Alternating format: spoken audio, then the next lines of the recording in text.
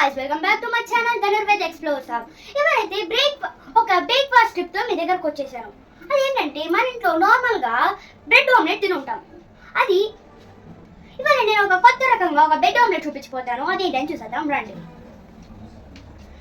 దానికి కావాల్సిన పదార్థాలు: ఆనియన్, టమాటా, చిల్లీ, గరం మసాలా, పసుపు, పిండి, సాల్ట్, క్యారెట్ తురుము, మళ్ళీ కారం, కరివేపాకు, కొత్తిమీర, నెక్స్ట్ 2 eggs, ఒక బటర్, నెక్స్ట్ 2 breads. ఇప్పుడు ఇవన్నీ కలిపి ఎలా చేయాలని చూపిస్తాను రండి. ఫ్రెండ్స్, మనం ఇప్పుడు ఉల్లిపాయలు వేసుకోవాలి. ఇప్పుడు టమాటా, next chilli masala, next garam masala, next పసుపు, శనగపిండి. ఎక్కువ వేసుకోకూడదు, లైట్గా వేసుకోవాలి. ఉప్పు,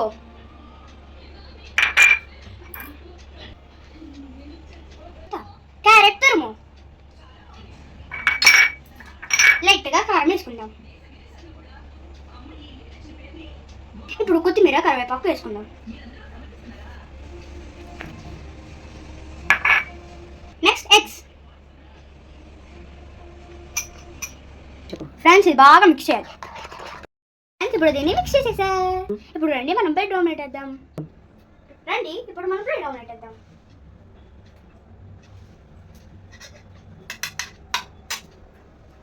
ఆహాహా, నేను చెప్పాను కదా, ఈ నార్మల్ బ్రెడ్ ఆమ్లెట్ కాదు కానీ. రండి ఇచ్చేసేద్దాం. దీన్ని మధ్యలో స్క్వేర్ షేప్గా కట్ చేసుకోవాలి. ఫ్రెండ్స్, ఇప్పుడు దీన్ని కట్ చేసేసుకున్నా, రండి చూపిస్తాను. చూడండి ఫ్రెండ్స్, స్క్వేర్ షేప్లో కట్ చేసేసుకున్నాను. దీన్ని మనం స్క్వేర్గా కావాలంటే స్క్వేర్గా కట్ చేసుకోవచ్చు, మన సర్కిల్గా కావాలంటే సర్కిల్గా కూడా కట్ చేసుకోవచ్చు. పెనం మీద బటర్ వేసుకుందాం.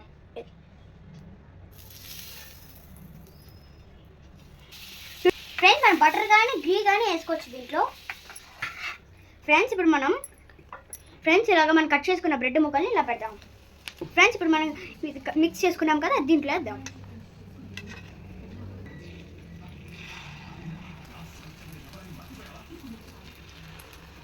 చెప్పాను కదా కొత్త రకం బ్రెడ్ ఆమ్లెట్ అని. ఫ్రెండ్స్, ఇప్పుడు దీనికి మూతలు మూడతాం.